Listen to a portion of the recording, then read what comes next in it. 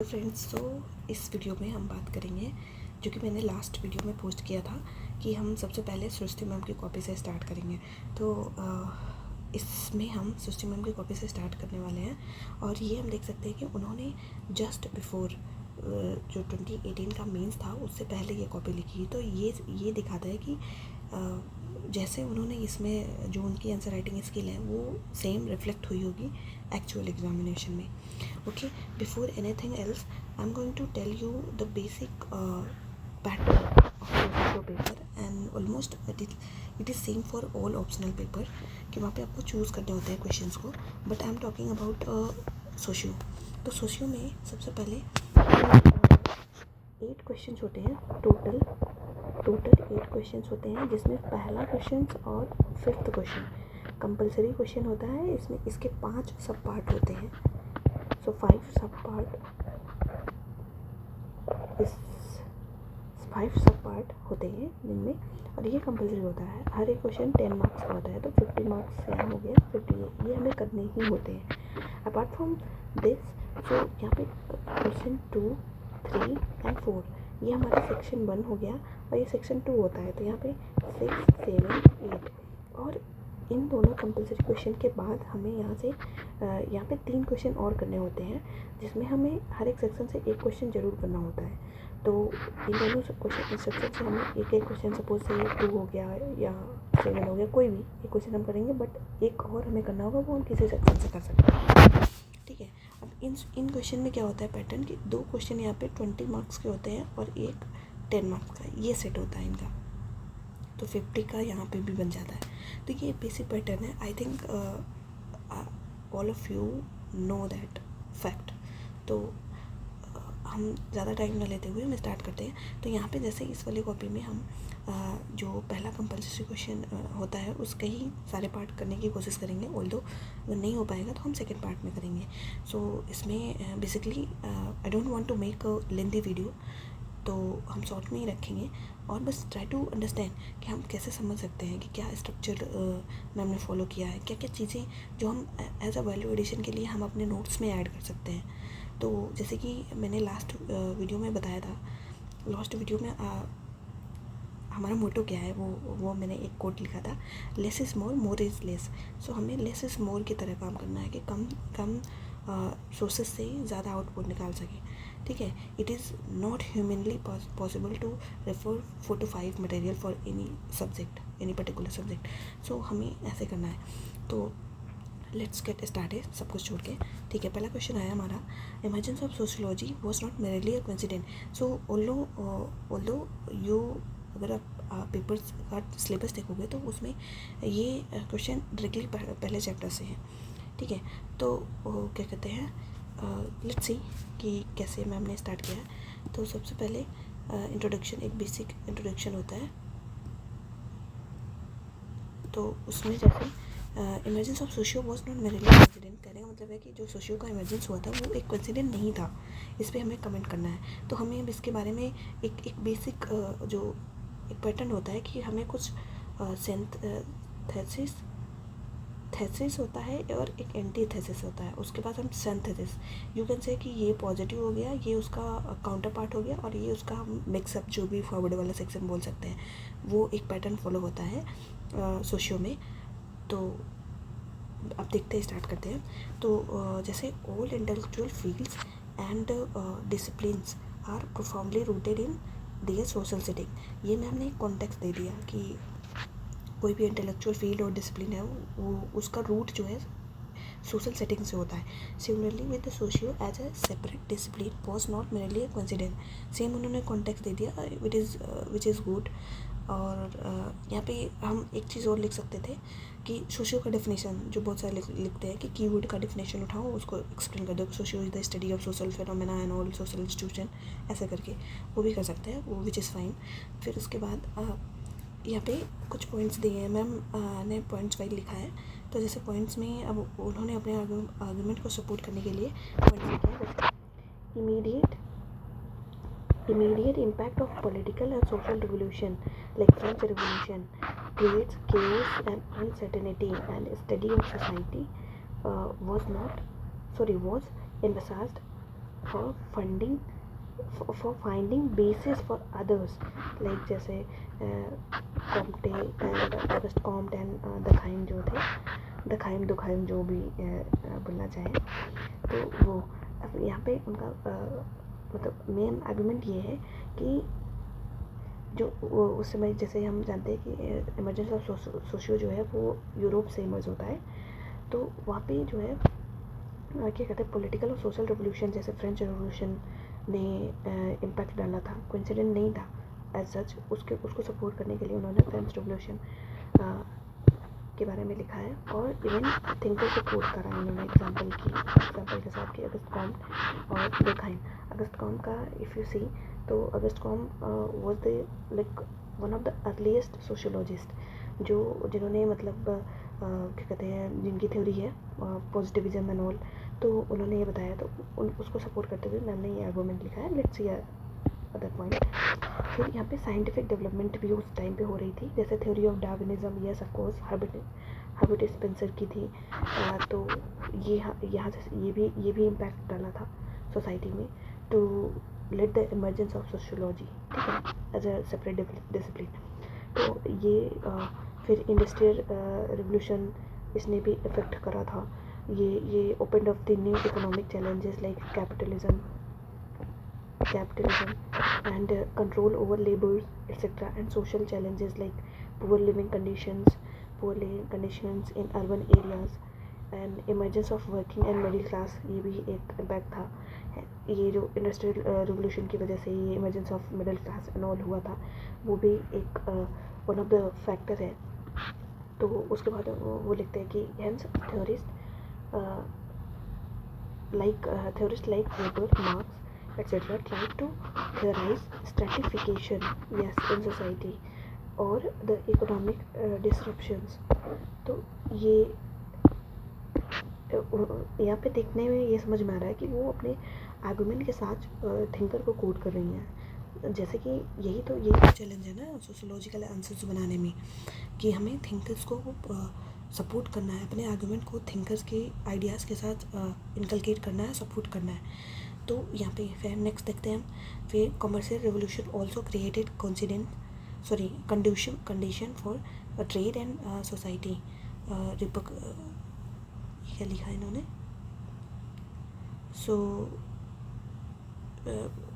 And societies experiences enlightenment.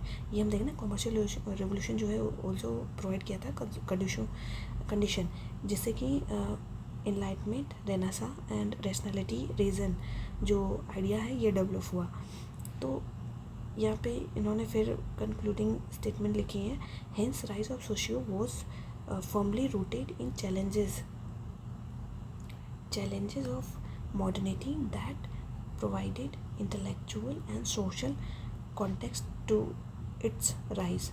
सो यहाँ पे एक जो पॉजिटिव कनोटेशन है वो देने की कोशिश करी है मैम ने, तो which is good I think.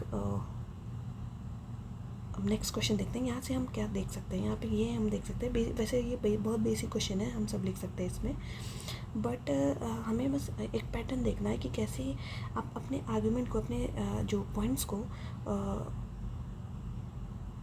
Sociologist से सपोर्ट करना है। जैसे हर्बर्ट स्पेंसर से इन्होंने यहाँ पे सपोर्ट किया है, और फ्रेंच रिवोल्यूशन को दिखाया है, और August Comte and Durkheim, and next उन्होंने वेबर की बात करी है, और इन स्ट्रेटिफिकेशन की भी बात करी है, स्ट्रेटिफिकेशन को भी लिंक करा है। तो it could be better, but अच्छा है, डिसेंट है। उस 7 मिनट में लिखना, हम ऐसा तो सोच लेते हैं कि और अच्छा हो सकता है, देखो परफेक्शन नहीं हो सकता किसी चीज़ का।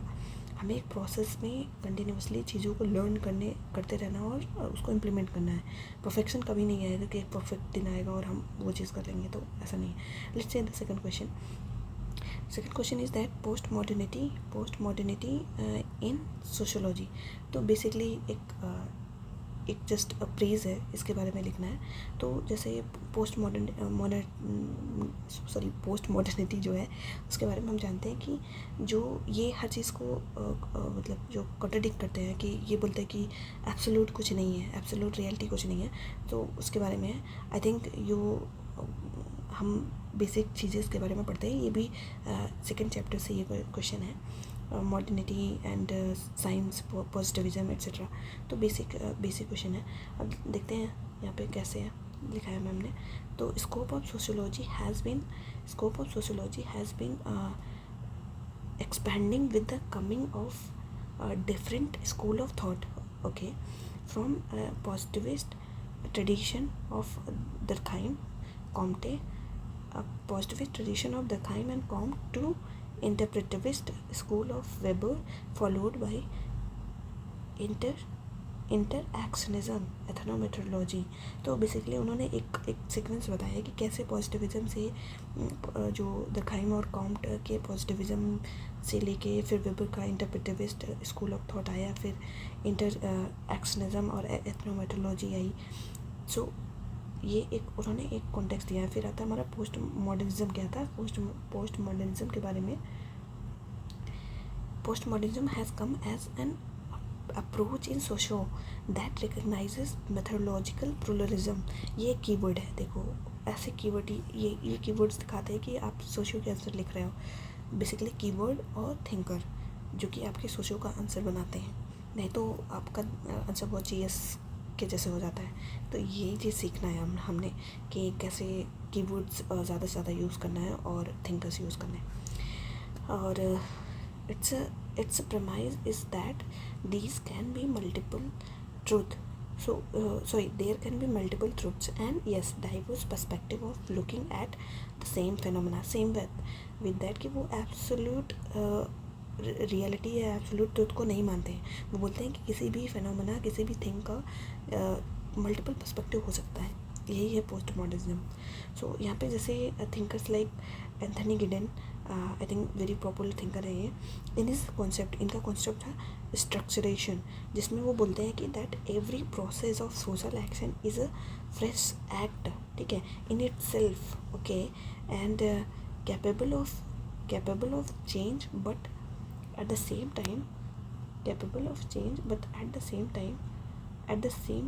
time at rise from the continuity of the structure of society.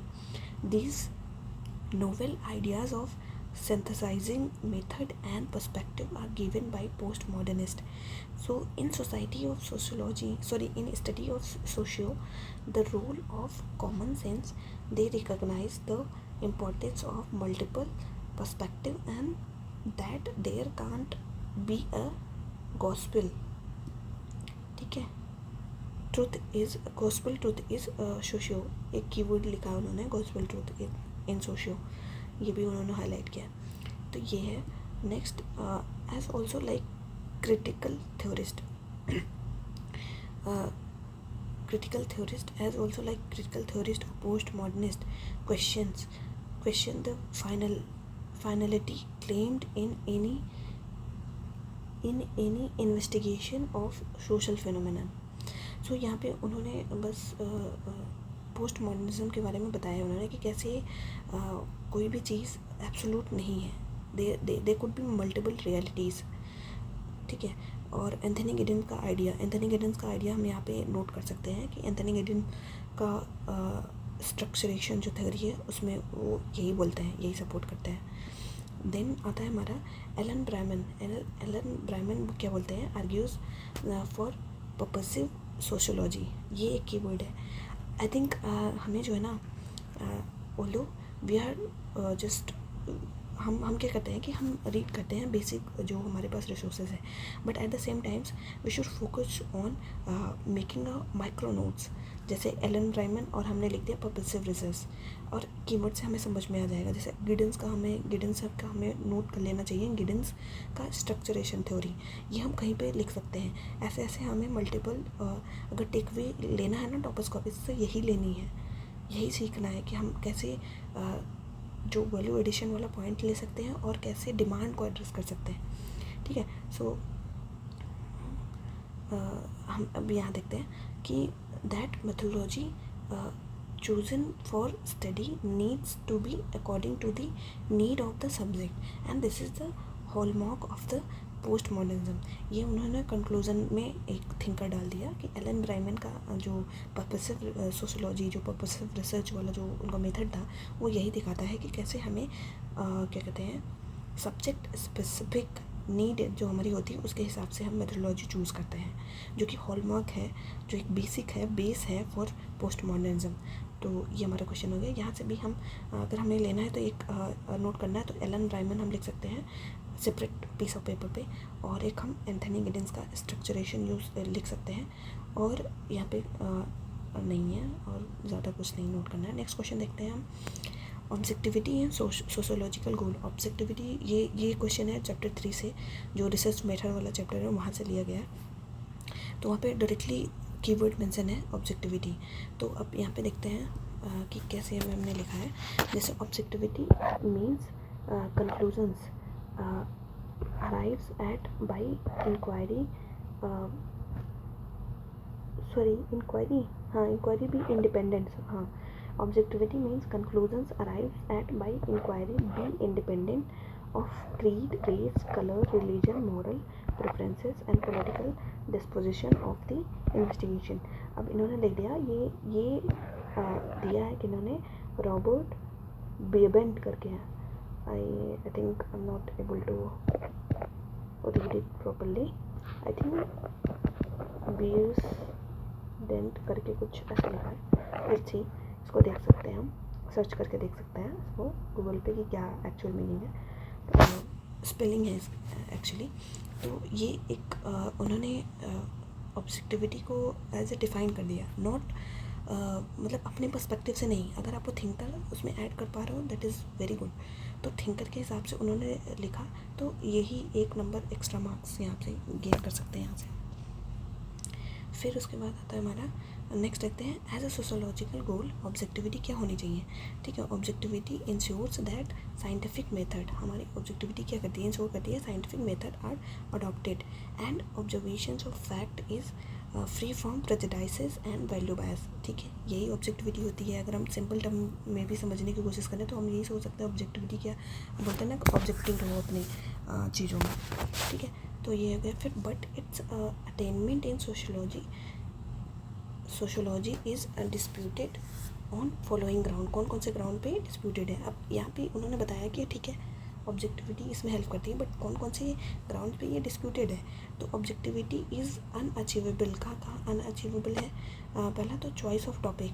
ठीक है, अब चॉइस ही टॉपिक जो कोई थिंकर है, कोई सोशोलॉजिस्ट है, वो अपने हिसाब से टॉपिक चूज़ करते हैं और उसमें उनका पर्सनल बायस देखने को मिलता है। तो वहीं पे ये लिखा गया है, एक पॉइंट है, चॉइस ऑफ टॉपिक मतलब is influenced by value relevance. Yes, जैसे फॉर एग्जांपल में suicide as a topic is unduly given attention, बहुत ज़्यादा अटेंशन दिया गया।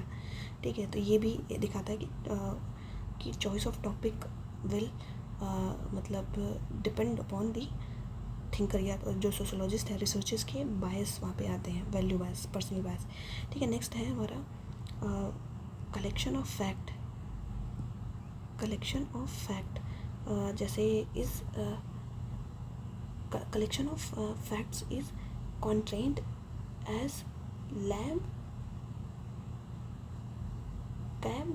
क्या लिखा है इन्होंने, lab condition okay, can't be simulated response bias and Hawthorne effect. Okay, Hawthorne effect. For example Andre Beteille को जो है उनको अलाउ ही नहीं किया गया था दलित होम्स को विज़िट करने के लिए। तो ये दिखाता है कलेक्शन ऑफ फैक्ट भी कभी कभी ऑब्जेक्टिविटी में हिंड्रेंस डालता है। नेक्स्ट आता है हमारा इंटरप्रिटेशन में हमारा इस कलर्ड बाई, इंटरप्रिटेशन जो होता है वो coloured by perspective and methodology द्वारा कलर किया जाता है। जैसे for example Oscar Levi's and Robert Redfield studies same Mexican village but give different interpretation. ये अच्छी चीज़ है, ये हम नोट कर सकते हैं, मस्ट नोट दिस पॉइंट कि हम ये हम अपने आंसर्स में भी यूज़ कर सकते हैं इसको। ठीक है, और नेक्स्ट आता है हमारा थ्योरी बिल्डिंग में भी अफेक्ट डालता है, जैसे ऑल्सो नॉट रैशनल, क्योंकि जैसे रिलीजन है, religion seen as functional by Durkheim but as opium by Marx. ये बहुत अच्छी लाइन है, देखो कि हाँ एज बीन ऑल नो कि दरखाइम हर चीज़ को फंक्शनल पर्सपेक्टिव से देखते हैं कि हाँ रिलीजन जो है सबको जोड़ कर रखता है, ये इंटीग्रेट करता है सोसाइटी को, ठीक है। बट वही मार्क्स बोलते हैं कि it is a opium of masses, ये एक दवा पेन किलर का काम करता है। तो ये भी एक दिखाता है कि ऑब्जेक्टिविटी नहीं है, देन ऑब्जेक्टिविटी नॉट डिज़ायरेबल। ये क्या है, विलियम डिथे करके एक थिंकर हैं, वो आर्ग्यू करते हैं कि quest for objectivity fact is only one dimension, ठीक है, सही बात है। कल्चरल आइडियोलॉजिकल एंगल, ठीक है, ये एक वन डायमेंशन है। नेक्स्ट गुनाह मेडल जो है एक रिफॉर्मिस्ट हैं, उनका एजेंडा इज़ टेकन अवे, ठीक है। गुनाह मेडल का पर्सपेक्टिव दे दिया। फिर वेबर क्या बोलते हैं, there can't be an objective science, there can't be an objective science of society as human action is rooted in that man attaches meaning, rooted in meaning, sorry, यहाँ पे बोलने की कोशिश करिए कि human action is rooted in meaning that man attach, जो man उससे attach करते हैं, ठीक है। Actually guys I am not much use to the iPad and this जो टेक्स्ट यहाँ पे हाईलाइट करना लिखने का, तो धीरे धीरे यूज हो जाएंगे, ओके। नेक्स्ट आता हमारा, इन्होंने कंक्लूजन में क्या लिखा है, hence objectivity be attained by heuristic drives like Verstehen, ideal type, etc. for causal explanation, which is disputed by non-positivist school of thought who are more concerned with understanding than objectivity। तो ये यहाँ पे उन्होंने conclusion लिखना है। यहाँ पे एक चीज़, ये क्वेश्चन मेरे को आंसर्स बड़ा अच्छा लगा, क्योंकि यहाँ पे मैम ने बहुत सारे थिंकर डाले हैं। You can see in starting में ही रॉबर्ट ये करके कुछ है, ये मैं पढ़ नहीं पा रही हूँ, ठीक है। यहाँ का इनका पर्सपेक्टिव डाला है। फिर उसके बाद हम यहाँ पे चॉइस ऑफ टॉपिक में एग्जांपल बहुत सारे जो सोशोलॉजिकल है वो डालने की कोशिश करी है, जैसे कि यहाँ पे पेपर 2 के थिंकर जो आंसर देते हैं उनको भी यूज़ किया गया। दैट्स वाई कि हम कह सकते हैं कि पेपर 1 पेपर 2 को के थिंकर को हम मिक्स करके लिखेंगे तो डाइवर्सिफाई, हमारा जो आंसर होगा वो मल्टी डायमेंशनल बनेगा। तो ये आंध्र बेदे का हम देख सकते हैं, नोट डाउन कर सकते हैं। नेक्स्ट आता है हमारा, जैसे यहाँ पे ऑस्कर लिविस जो है इनका पर्सपेक्टिव हम नोट डाउन कर सकते हैं, एंड विलियम डिथे का पर्सपेक्टिव हम नोट डाउन कर सकते हैं। और नेक्स्ट हमारा गुनाह मेडल का हम कर सकते हैं, देन वेबर का। एंड नेक्स्ट यहाँ पे मैम ने वर्स्टेहेन, आइडियल टाइप, ये भी हमारे सोशोलॉजिकल जो एक आइडिया है उसको एक्सप्रेस करने की कोशिश करी है। यहाँ पे नॉन पॉजिटिविस्ट के बारे में बताने की कोशिश करी है, ठीक है। तो बहुत सारे पर्सपेक्टिव, एक बहुत कंप्लीट आंसर लग रहा है ये मेरे को, ठीक है। अब देखते हैं नेक्स्ट, सॉरी गाइस, नेक्स्ट देखते हैं हम, explain the nature and scope of quantitative method of data collection in school research, in sociological research. तो अब यहाँ पे देखते हैं, जैसे यहाँ पे पूछा क्या है, explain the nature and scope of quantitative method of data collection in sociological research. जो क्वांटिटेटिव मेथड है ये भी कहीं ना कहीं चैप्टर 3 से ही रिलेटेड है, ठीक है। उसका हमें नेचर और स्कोप बताना है। तो लेट्स सी, क्वांटिटेटिव मेथड, यहाँ पे कीवर्ड्स को ही एक्सप्लेन किया गया है। Quantitative method in data collection are the systematic method of scientific observation to ensure a theorizing of a quantifiable reality। So कि कितने सारे कीवर्ड्स आए हैं यहाँ पे sociological, quantifiable reality, systematic method, और हाईलाइट भी किया है उनको प्रॉपरली। नेक्स्ट आता है हमारा, यहाँ पे कुछ पॉइंट्स बता दिए हैं कि they are rooted in empiricism, ठीक है। इसको भी हम हाईलाइट कर सकते थे, अंडरलाइन कर सकते थे। And quantified using graphs, pie charts etcetera. तो क्वांटिफाई करने के लिए ये कुछ जो प्रोसेस है या यू कैन से कि मेथड है वो बता रखे हैं। Results are theorized in general laws, ये कुछ बता रखा है। नेक्स्ट आता है हमारा जैसे कौन कौन से मेथड्स हैं हम देखते हैं। इंटरव्यू मेथड है जो स्ट्रक्चर्ड होता है। स्ट्रक्चर जो इंटरव्यू होता है are guided conversation between subject and investigator. Next हमारा शेड्यूल होता है जिसमें given by any method has quantifiable formal method. Questionnaire होता है, क्वेश्चनेयर में मतलब क्वेश्चनेयर होता है प्री सेट क्वेश्चंस होते हैं जो कि हम पूछते हैं सीक्वेंस बाय सीक्वेंस, ठीक है। नेक्स्ट है सर्वे के बारे में। सर्वे हम करते हैं फैमिली मेम्बर से, फैसिलिटीज़, सेंसस वगैरह जैसे एग्जांपल के थ्रू लिखा है इन्होंने। तो ये कुछ मेथड्स हैं, क्वांटिटेटिव मेथड्स हैं ये कुछ। और देन इन सोशोलॉजिकल रिसर्च की बात करा जाए तो quantitative method are cheap and easy होता है, ठीक है, और एडमिनिस्टर करने के लिए, ठीक है, लार्ज पॉपुलेशन पे। The result are high on result high होता है इस पर relatively and reliability. Results are high on reliability and validity. ये भी देखो एक कीवर्ड है, डायरेक्टली ये कीवर्ड है सिलेबस का। रिलायबिलिटी क्या होता है, वैलिडिटी क्या होता है, उसको कनेक्ट कर दिया है। Expertise in investigator is not very much required. तो यहाँ पे ये है कि एक्चुअली यहाँ पे क्यों रिलेवेंस, एक्चुअली यहाँ पे बताया गया कि रिलेवेंस क्या है ये क्वांटिटेटिव मेथड का। तो यहाँ पे बताया गया कि चीप एंड इजी होता है टू एडमिनिस्टर लार्ज पॉपुलेशन पे, ठीक है। देन उसके बाद लिखते हैं बट आंसर्स इन यस और नो और very short answers can't understand the actor's meaning, ठीक है, yes of course, hence in-depth understanding is not there, hence scope of in-depth views and insider perspective is missing. For example, जैसे understand changes in family impact of or condition of women in marriage can be alone by participant observation. Unstructured interview which are qualitative method. तो यहाँ पे देखो अब तक हम इसके support में प्रो में बात कर रहे थे, या थेसिस बोल सकते हो।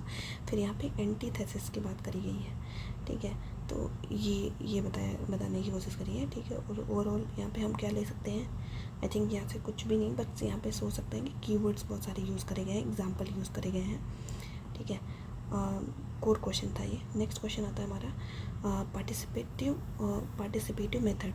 तो हाँ, इस वाले में हम इसको कंप्लीट कर लेते हैं, जैसे हमारा क्वेश्चन 1 का 5 पार्ट कंपलसरी क्वेश्चन का कंप्लीट हो जाए। नेक्स्ट में हम फर्दर देखेंगे, ठीक है। नेक्स्ट क्वेश्चन है पार्टिसिपेटिव मेथड। तो अब इसके बारे में देखें। Participative method are the flag bearer of qualitative methodology in sociological research, okay, ठीक है। That's why in last question में आप देख सकते हो कि जैसे कुछ मैम ने लिखा था ना कि क्या कहते हैं, विमेन का इशू हो गया, वो हमें पार्टिसिपेटिव मेथड से ज़्यादा अच्छे से हम नॉलेज या यू कह लो कि वो रियलिटीज़ को गैदर किया जा सकता है, ठीक है। और जो ये पार्टिसिपेटिव मेथड है वो एक टाइप की क्वालिटेटिव मेथडोलॉजी है ये, ठीक है। तो ये एक सिंपल इंट्रोडक्शन हो गया। फिर उसके बाद है they emphasize on examination, yes, interpretation and analysis of person's meaning and motives to understand the attitude, behavior and experiences in natural settings। तो ये है नेचुरल सेटिंग्स में वो जानने की कोशिश करता है, ठीक है। नेक्स्ट आता है हमारा pioneered by anthropological tradition theorist, like जैसे मेलिनोव्स्की, इसको हम हाईलाइट कर सकते थे। और पार्टिसिपेंट ऑब्जर्वेशन और field study was popularised as a long-term observation of social groups and conversation, ठीक है। तो यहाँ पे मैम ने मेलिनोव्स्की का थिंकर है जो उनको डिनोट, उनके पर्सपेक्टिव को लिखने की कोशिश करी है जो कि एंथ्रोपोलॉजिकल पर्सपेक्टिव है। उसके बाद है it was used by sociologist like M N. Srinivas, S A. Dube, ये हमें हाईलाइट करना चाहिए था यहाँ पे। फॉर विलेज स्टडी में उन्होंने यूज़ किया था। And in depth analysis of school behaviour when operative constraint are active, ठीक है। वो अब यहाँ से ये एक चीज़ समझ में आती है कि जो पेपर टू के जो थिंकर है उसको भी हम पेपर 1 में फ्रीली यूज़ कर सकते हैं, और ये दिखाता है कि हमारी अंडरस्टैंडिंग काफ़ी ब्रॉड है, ठीक है। मल्टी डायमेंशनल आंसर बनते हैं इससे, ठीक है। नेक्स्ट देखते हैं हम hence response bias or subject bias or social desirability bias is least in study of Italian prisoners. William white का देखो ये आ गया, विलियम वाइट जो है इटालियन प्रिजनर्स के बारे में इन्होंने स्टडी किया था। Argues that the approach of every researcher is different and can't be replicated and hence poor reliability in participative method। अब देखो यहाँ पे अब तक हमने सपोर्ट में थेसिस में बात करी, अब ये कुछ अगेंस्ट में जो काउंटर क्रिटिक में हम यूज़ कर लिए हैं इसको, ठीक है। मैम ने यूज़ किया है। फिर नेक्स्ट देखते हैं कि ऑल्सो प्रॉब्लम यहाँ पे आती है, problem of emotional detachment can crop up value bias etcetera. जैसे क्लासिफिकेशन दिया गया है रेमंड गोल्ड के द्वारा, तो यहाँ पे है क्लासिफिकेशन रेमंड गोल्ड ने दिया है कि पार्टिसिपेंट एज अ ऑब्जर्वर और complete participant, then observer as a participant and complete observer. ये कुछ क्लासिफिकेशन है जो रेमंड गोल्ड ने दिया है। और then participative method have expanded the interpretivist school and led to in depth understanding of phenomena. तो यहाँ से हम क्या नोट डाउन कर सकते हैं, रेमंड गोल्ड और विलियम वाइट का जो इटालियन प्रिजनर वाला कॉन्सेप्ट है, और तो बेसिक जो कीवर्ड है सोशियोलॉजी के वो हम यूज़ करते हैं। M N Srinivas, S C. Dube का जो विलेज स्टडी है उसको कनेक्ट किया है मैम ने यहाँ पे। तो ओवरऑल हमें यही देखना है कि कैसे टॉपिक्स लिखते हैं, कि मतलब उनके आंसर्स में बहुत सारे सब्जेक्ट स्पेसिफिक कीवर्ड्स होते हैं, और जैसे सोशियो की बात करा जाए पर्टिकुलरली तो वो पेपर 1 पेपर 2 दोनों के थिंकर एक दूसरे में यूज़ करते हैं। और सबसे मोस्ट इम्पॉर्टेंट थिंग ये है कि हमें जो है क्वेश्चन में क्या पूछा है, डिमांड एड्रेस करना बहुत ज़रूरी है, ठीक है। डिमांड के बाद आप फाइन बैलेंस मेंटेन करना है कि बहुत ज़्यादा ओवरडू नहीं करना है थिंकर को, और बहुत ज़्यादा मतलब एज अ जेनेरिक भी नहीं बनाना है कि केवल जीएस का आंसर लगे। थिंकर्स के ideas, although you are writing your ideas but somehow you have to connect with the some thinkers, और if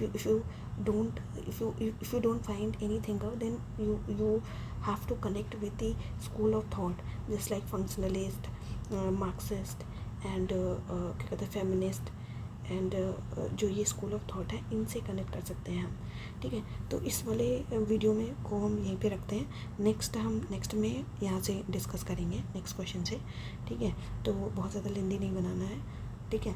फिर गाइस, ठीक है, okay, thank you guys, see you soon, bye.